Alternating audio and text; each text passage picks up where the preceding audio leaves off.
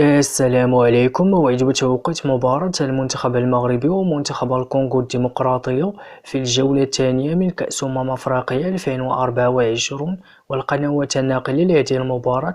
يحتل المنتخب المغربي المركز الأول في ترتيب المجموعة السادسة من كأس أفريقيا برصيد 3 نقاط، ويحتل منتخب الكونغو الديمقراطية المركز الثالث برصيد نقطة واحدة.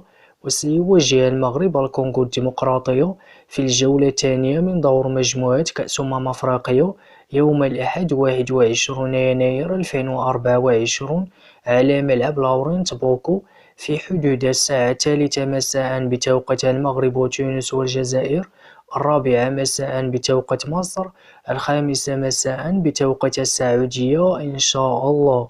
ويرتقى بيتم نقل هذه المباراة على قناة الرياضية TNT، وعلى قناة بي إن سبورتس 1 ماكس و2 ماكس.